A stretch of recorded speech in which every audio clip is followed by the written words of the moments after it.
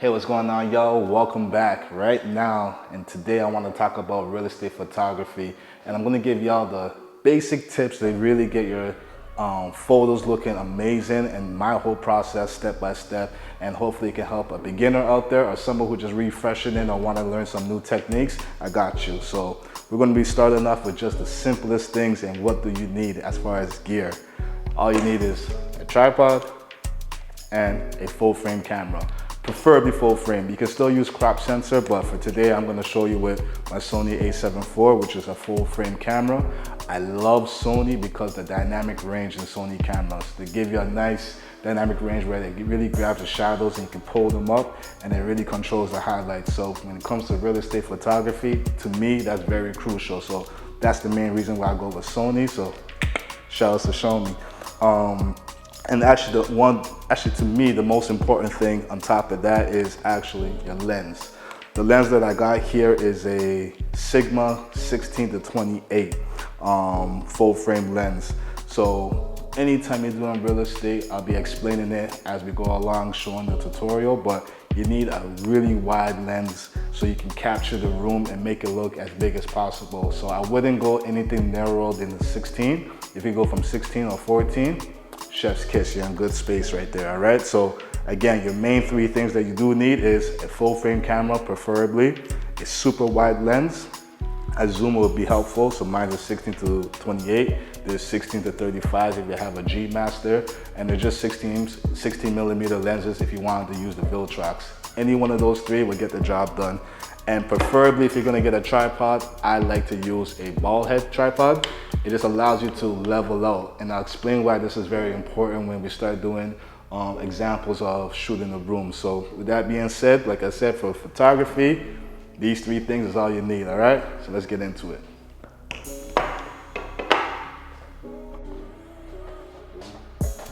All right, so the first thing you want to do whenever you're doing real estate photography is actually turn on all the lights. So that's what we're going to do right now. So we're going to turn on all the lights, you're going to close all the closets, make sure the space is clean. Today we're very lucky and grateful at that we have a vacant space. This is a unit that I have shot before in the past, so the realtor allowed me to use the space for what we're doing today. So again, you come in, turn on all the lights, make sure all the lights are on. Right? Usually you won't know where the switches are when you first come into a place, and that does the job, right? So we're just gonna be making sure that all the lights are on. Anytime you come to a kitchen, this is very important to turn on the stove light as well. And if you were to go into one of the other rooms over here, it's the same deal. You turn on the washroom lights, and then you turn on all the lights in the rooms before you even get started. So give yourself the visual aspect of the entire unit, whether it's a condo, whether it's a house, whether it's a townhouse. Go through it, see the space, see how you want to shoot it, and within that 5 to 10 minutes while you turn on the lights, calculate in your brain like, okay, I can get this angle here, I can get this angle here, all right, this looks best from here. And doesn't mean that you don't take other angles, but you already kind of put it into your brain how you want to shoot the unit. So that's step number one, all right? All right, so the next step after turning on all the lights in the unit is making sure you got your equipment ready to go. So I'm gonna use an example of shooting this kitchen, all right? So I got my ball head tripod here. Love this tripod, I had it for about maybe 2 years. One of the most important investments as a photographer is get quality tripod. Believe it or not, you might be using this thing on every single shoot, so why cheap out on it? Get something that's solid and gets the job done. And shout outs to KNF Concepts. All right, so the way I like to shoot my real estate is I like to keep the camera head around my waist level. So that allows you to get the roof and the ground at a pretty decent size. But when you do come to kitchens, because kitchen countertops are elevated, I usually would go a little bit higher for the kitchen just so I can get a little bit over the sink, over the stove top, over the islands and whatnot, right? So you get your tripod in position, then you get your camera, right? So this is again my Sony a7 IV. I do have a, I believe it's a Tilta base plate, but whichever base plate that you use for your particular tripod will be just as fine, right? So If my partner can come here, I just want to show people the settings that they'll be needing whenever they're going to be actually do real estate, right? So as y'all can kind of see, I'm superly overexposed, right? So what we want to do here is bring it all the way down. I'm going to bring my ISO to 400 or 100. Sony A7 IV has an ISO of 100, a base ISO of 100, and a base ISO of 400. That gives you the most cleanest, crispest, full of information image that you can possibly get on this particular camera. So that's super key anytime you want to do that.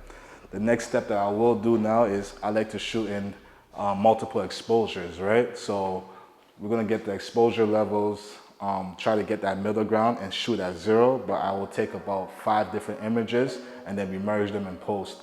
During the post processing, I'll show you guys how I go about post processing. Everybody does it different. I do have a little trick. I do like to use AI. So AI is here. It's not here to replace us. Let's figure out how to use it, all right? All right, cool. So here we are now. I'm gonna use a 5 exposure. I'm gonna bring my f-stop all the way to f10. That is also super key. You don't wanna shoot under f7 because anytime you're doing real estate, it's not like a portrait where you wanna make things blurry. You want everything as possible to be in, pretty much in focus. So that's your key anytime you're doing real estate. I'll probably say rule number 1 when it comes to actually shooting it, right? Again, on my Sony, I get to use a leveler. So for the people that have Sonys, you know exactly what I'm talking about. The leveler allows you to know that your walls and your angles are straight on. So that's super key as well.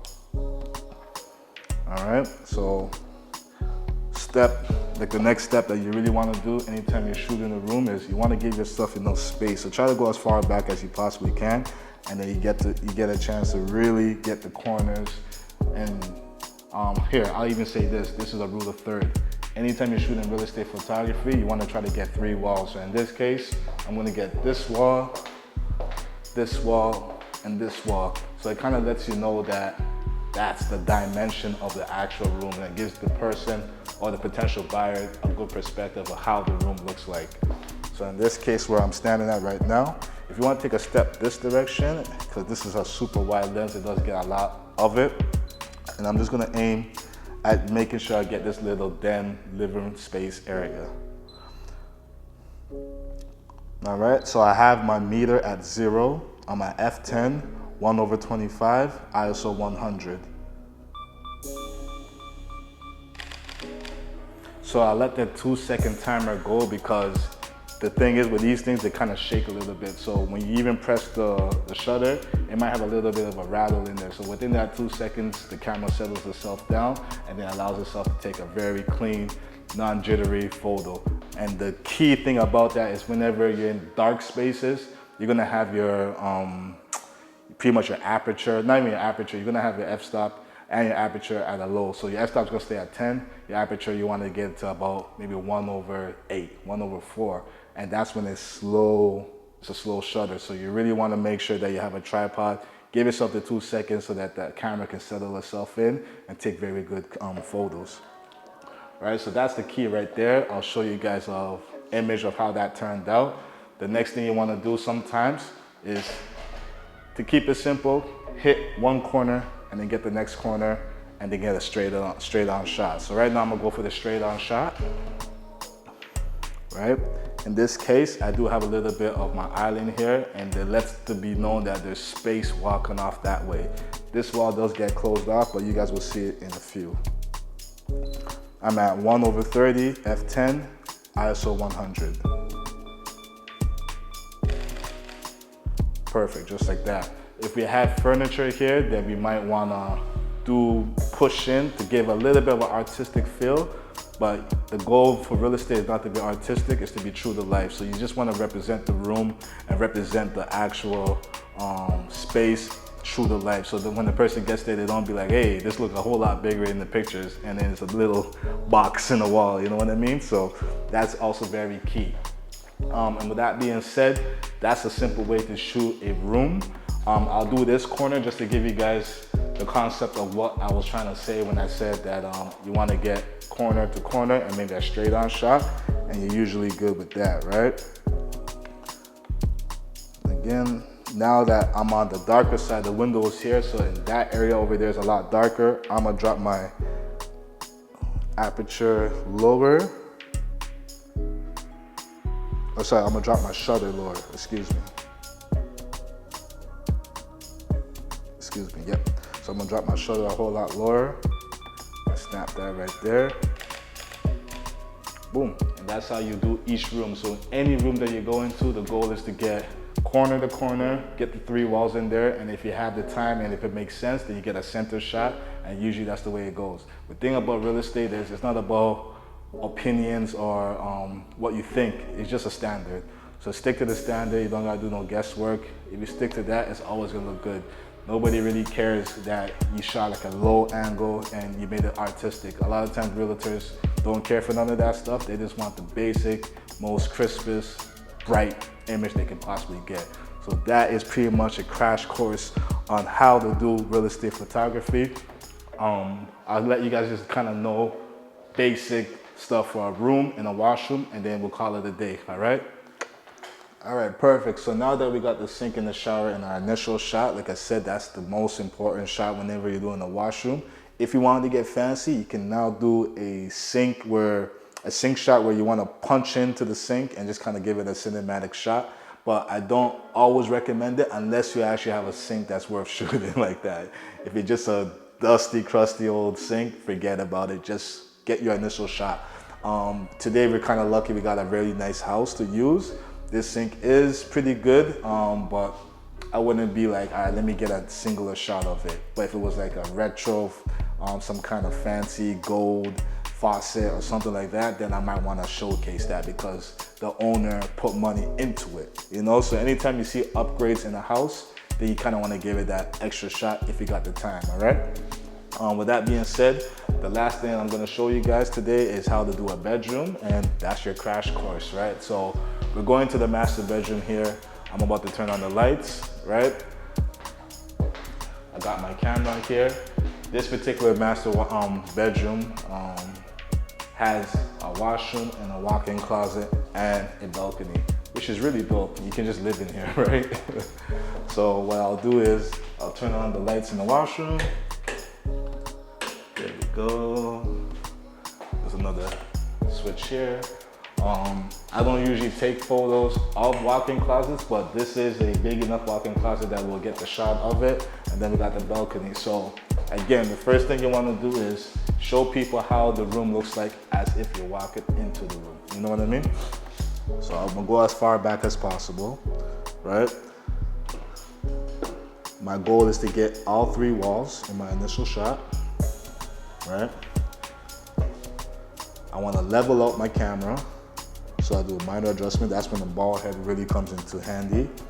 I'm about to change my shutter to about 1/50, so that's really key. I'm still at f10 and I'm at ISO 400. Snap. So another trick is some people like to do manual focus whenever they're doing real estate photography. I do autofocus. Whenever you have like a Sony where you can kind of just pinpoint where you want your focus to be, I pinpoint it at the furthest spot and then have it at f10. That's good enough. You don't want to have to dial in your focus because sometimes you might miss it, and that's the worst possible thing, is to have a blurry real estate photo. So for me, auto does well. I don't got time to dial in stuff. I'm just snapping, trying to knock these things out quick so that everybody involved is in it, that feels good. So it could be the homeowner, it could be the agent, and yourself. You might have more than one shoot for the day. So you don't want to just be lollygaggling around. You want to kind of get to it, bam, bam, bam. So autofocus is a really good feature to have. So now that I got that first initial shot, I usually go to the other corner. So because we got the 3 walls from there to there to there, now I'm gonna get the 3 walls from here to there to there. And that gives you that closure of a room, right? So in this case, if Jay, if you don't mind just coming maybe right there. Usually I'll push myself to the corner, but just for the sake of today, we just wanna kind of showcase how we'll do this, right? So Prior to, I was facing the window, so I had to bring my shutter to bring my exposure down. Now I'm shooting against the wall, so now I gotta bring my exposure back up. So prior to, I was at 1/50, now I'm at 1/30. We're still at ISO 400 and we're still at f10, right? I got my autofocus, I'm aiming at that far wall right there. 5 exposures, we're at 0, and boom, just like that. So imagine, that could have took me like 30 seconds to get done. And because this is the master, I do like to give it 3 to 4 different shots. But in this case, I'm not gonna do it just for time's sake, but if I wanted to, I'll get like a straight on from here, and I might get a straight on from here to showcase that, you know, just to give the room a nice extra.